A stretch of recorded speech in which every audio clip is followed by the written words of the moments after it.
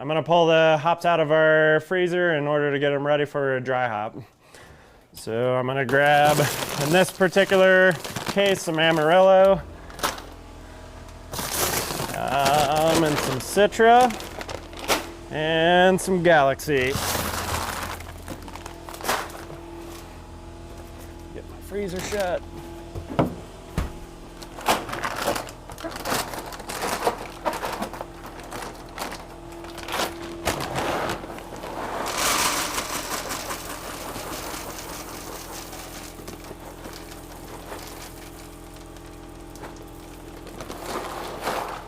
A little bit extra.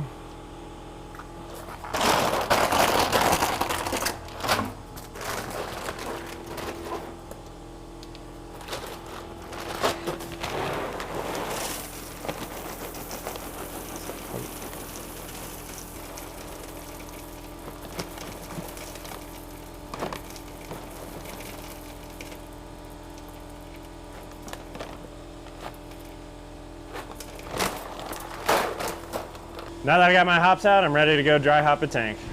So I'm getting ready to dry hop a tank. I'm gonna do a little bit of prep work to make sure I don't create a volcano on myself. Since some fermentation's still going on, you're gonna have a lot of nucleation points when you introduce your hops. So I'm gonna make sure I give a nice clear route for CO2 to escape through once I put the hops in and I go to put my dry hop port lid back on.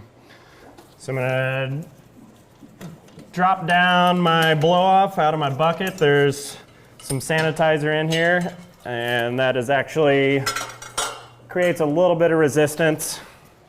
So I'm just basically clearing up where I don't have to worry about a couple PSI in order to have to fight whenever I'm trying to put my end cap back on my dry hop port. So now that I got that dropped pretty well ready to go, I'm gonna grab my sanitizer, kind of get it set up here, that way I'm ready to go with it. Got my hops that I just measured out. I'm gonna spray my sanitizer around, kind of in the air, make sure I knock any dust or anything that might be in the air, also in my hands. Get nice and sanitary. I'm gonna release my clamp, pull off my end cap. So I always pull my end cap as well as my gasket because I learned from experience, and I dropped this gasket in my tank one time and that was a whole nother item to do.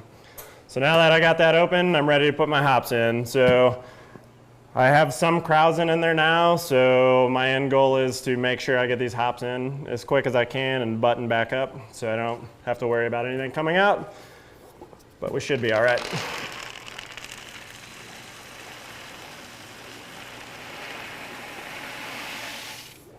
Those are all in. Drop my bucket. So now I'm just going to re-sanitize the port. Put my gasket back on.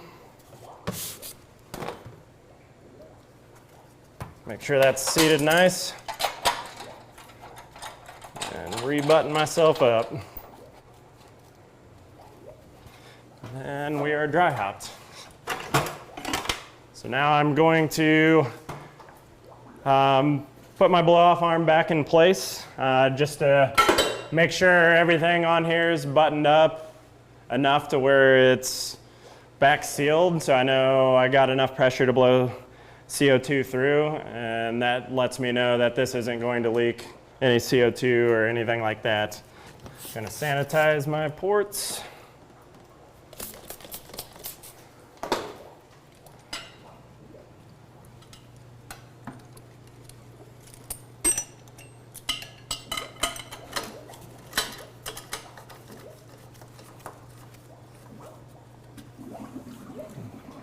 You can probably hear the CO2 going back through. So I know I'm good to go. So at this point, if this is my last dry hop, I'm going to close this off now that I know I have CO2 coming through. That way I can kind of trap any aroma in there. I don't necessarily want that blowing off because you're essentially just blowing out some of that aroma that you're introducing with the hops. So I'll close this port. When you do this, you want to be careful that you have the right equipment for it though. So if you close this port, if you're working on commercial equipment, make sure you have your PRV valve or PRV on top of your tank. So if it hits 15 psi, it's going to off gas. You're not going to potentially take your tank above the rating of what it is for pressure inside.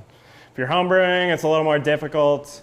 A way you can kind of obtain this same or similar type of hopping is in a corny keg, something you can seal off and not necessarily worry about blowing a lid off. If you did this in a bucket and put a lid on, you're going to build enough pressure to blow that lid off.